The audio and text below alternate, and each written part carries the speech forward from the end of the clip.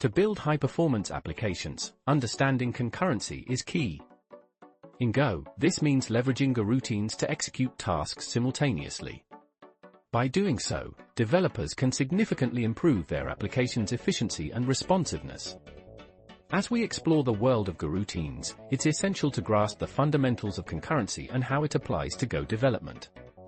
Mastering this concept will take your Go programming skills to the next level.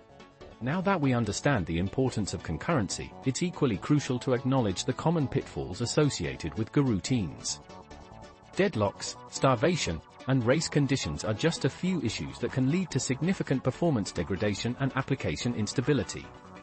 By recognizing these potential problems, we can take proactive steps to avoid them, ensuring our applications remain efficient and reliable.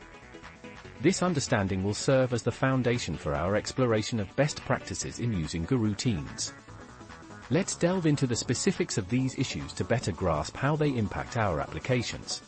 Having understood the potential pitfalls of using goroutines, let's delve into the fundamentals of how goroutines work. Goroutines are essentially lightweight threads managed by the Go runtime, allowing for efficient and safe execution of concurrent tasks. By leveraging channels for communication, we can ensure that data is passed between goroutines in a controlled and thread-safe manner. This approach not only boosts performance but also simplifies the development of concurrent applications. As we explore the concept of goroutines further, we'll see how they can be effectively utilized to improve the overall efficiency of our Go applications. Now that we've covered the basics of goroutines, let's see how to create and manage them in a Go application. We can use the Go keyword to start a new goroutine, and channels to pass data between them. This allows for efficient and safe concurrent programming.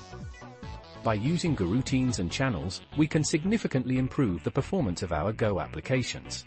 Now that we've seen how to create and manage goroutines, let's discuss best practices for using them effectively. To avoid common pitfalls, it's essential to avoid shared state between goroutines and instead use channels for communication. This approach ensures safe and efficient concurrent programming. By following these guidelines, you can write robust and high-performance Go applications. Now that we've explored goroutines and best practices for concurrency in Go, let's summarize the key points. By mastering goroutines, you can significantly improve your application's performance. Remember to avoid shared state and use channels for efficient communication.